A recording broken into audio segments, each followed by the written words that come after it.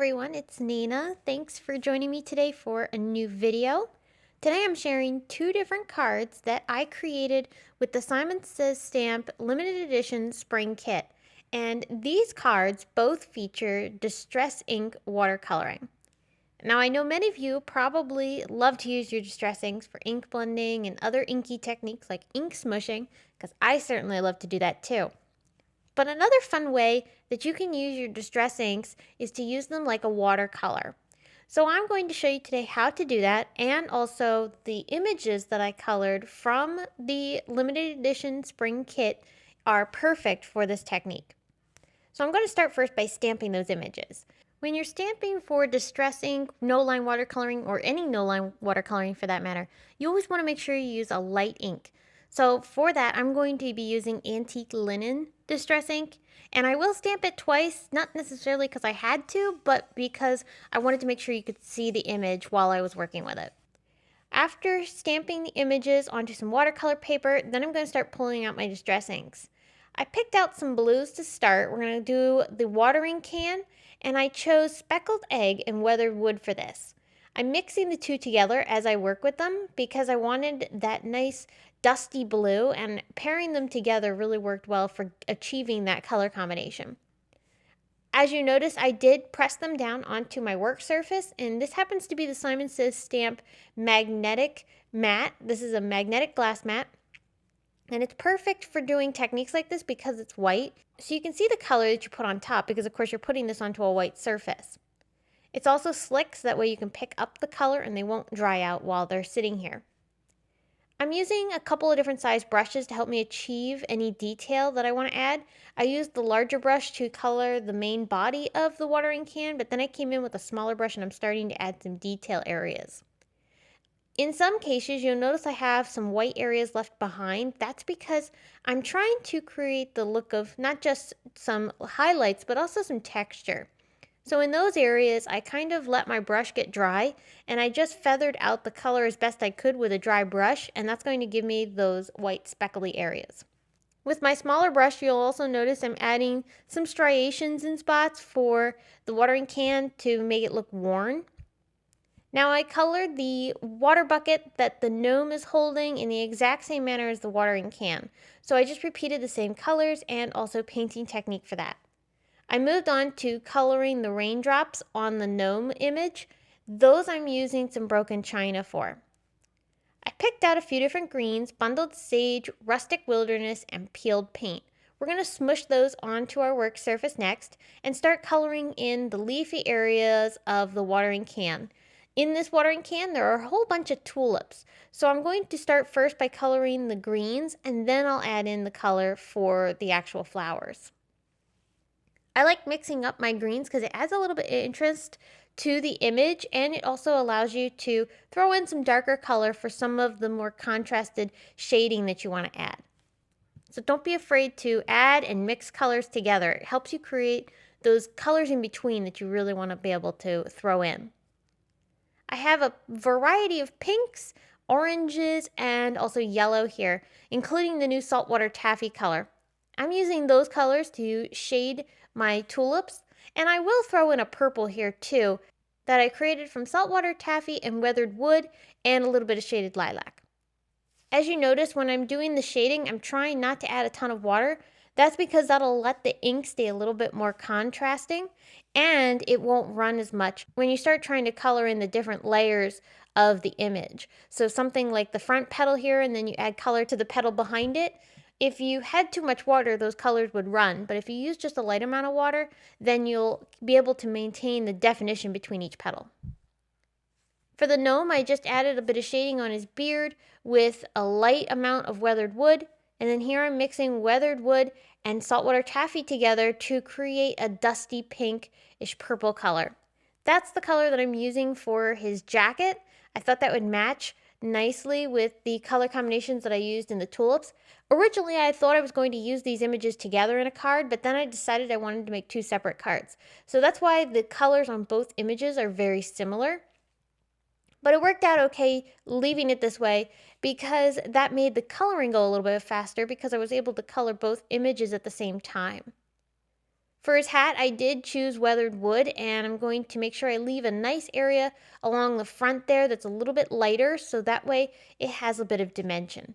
I also made sure to include the little fold as the hat starts to turn. That helps give the hat a bit more shape. Finally, I'm going to finish things up by adding a little bit of color to the handle of the watering can and also the boots of the gnome. This brown color that I made between gathered twigs and weathered wood creates an absolutely gorgeous dusty brown. So I thought this would be a great color to use for the brown areas, and it was going to have that similar color scheme as the rest of the images because we added some of that blue.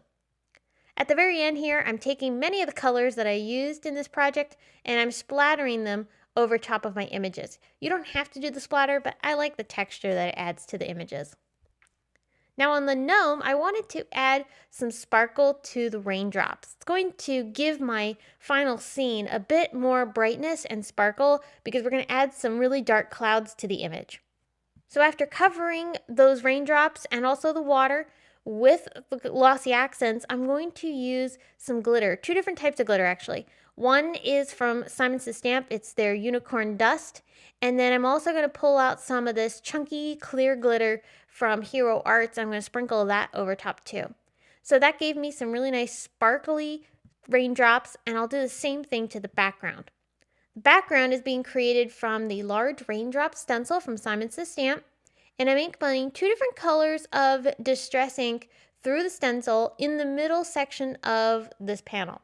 So I started first with broken china and I did a light amount of blending on top. I used the same watercolor paper that I used for the gnome image to use as my background too, just to make sure that the colors of the paper were pretty much the same. After I added the ink blending, before I take the stencil off, I did add a layer of clear paste over top of that ink blending. So that's why the raindrops look shiny right now. That paste is going to use as an adhesive for holding my glitter that I sprinkle on top. So we're going to use those same two glitters again, the Hero Arts clear glitter, and then also the Simon Says Stamp unicorn dust glitter. So once I added these on top, that's going to create a nice sparkle over top of my raindrops, and that's going to pair up nicely with the gnome. Once the glitter and the paste had dried, I went ahead and brought in some more of that salty ocean and ink blended around the edges of this panel. This will just add a bit more color to the background, and it'll also help create that rainy sky. The gnome is going to go right in the center of my panel, and I'm going to ground him by creating a little bit of a grassy area. So I'm using some distress inks. This is peeled paint and gathered twigs, and I'm just drawing a little bit of grassy area for him to stand on.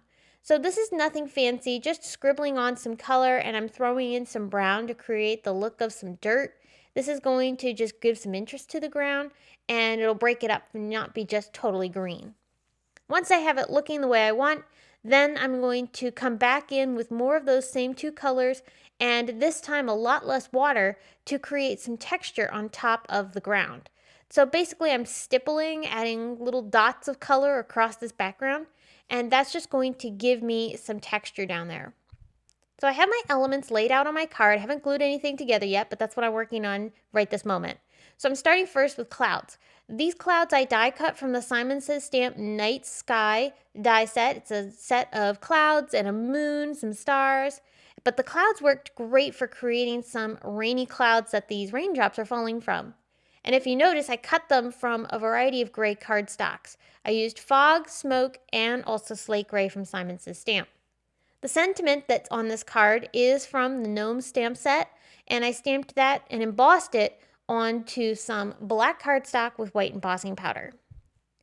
To add some texture to the clouds and make them match the rest of the card better, I decided to bring in some black soot, distress ink, and a little bit of water, and I'm going to add shading to the bottom areas of the clouds. And I'm just using a small amount of water so I get more of that dry brush texture effect. And it's also going to prevent the cardstock from warping because this is just plain cardstock that I die cut these clouds from, and I don't want the water to end up creating any weird spots on the paper. So just a light amount of water will help work that color across the paper, but it'll prevent the paper from actually warping or getting any water damage. So that completes my adorable gnome card with the raindrops. I just love how they sparkle against those contrasting dark colors. And of course, the gnome, I just love him. He's holding a water bucket, and there's a cute little duck underneath trying to stay dry with a leaf. It's super cute. So next I'm going to work on showing you how I created another card using the watering can and tulips. So I'm first taking my card base and I'm going to splatter on some color using speckled egg, gathered twigs, and peeled paint. And I'm focusing most of the color on the right-hand side because that's going to start to get covered up by one of the transparencies that's included in the kit, but I wanted some of this color peeking out around it. I also used white spray ink to add a little bit more extra texture. And then here's one of those transparencies from Tim Holtz. I'm going to attach this onto my card using red line tape. It's a clear adhesive and also nice and strong, so you really won't see this through that panel. Any excess that's hanging off of my card base, I'm trimming off with my scissors. So now this is going to be a great background for my watering can. I die cut some pattern paper from the kit using the privet branch die from Simon Says stamp. I'm layering one of those branches around the back side of my watering can, and then the other one I'll add towards the bottom of the card. I'm using a sentiment from the Joys of Spring stamp set, which is where the watering can image came from. There's 2 stamp sets included in this limited edition kit, which makes a huge value. And so I pulled out one of the sentiments from that Joys of Spring stamp set, and I'm going to stamp it with embossing ink and then use white embossing powder to heat set it. And then that other piece of the privet branch I glued down along the bottom area. And once that dried, I trimmed off the excess. That sentiment I attached with foam tape over top of the watering can.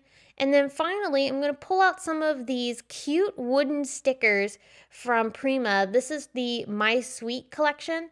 And I loved this butterfly image. I thought it would go well with the ledger paper. It kind of feels like an envelope or something. So I thought that would look cute along the top right corner.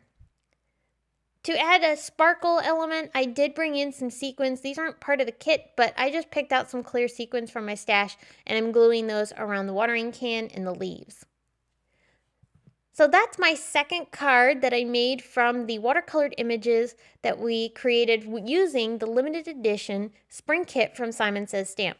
Fun fact, I actually illustrated both stamp sets that are included in this kit, the Joys of Spring set and also the No Matter What set. So if you're interested in any of the products that I used today, including the stamp sets, I have everything linked below in the video description, so be sure to check that out if you're on YouTube. Or if you're on my blog, be sure to scroll down to the bottom of the post for picture links. And I hope that you were inspired today. Thanks so much for tuning in. I can't wait to come back and share more inspiration with you. Until I see you all again, I hope you have an absolutely wonderful day. Bye!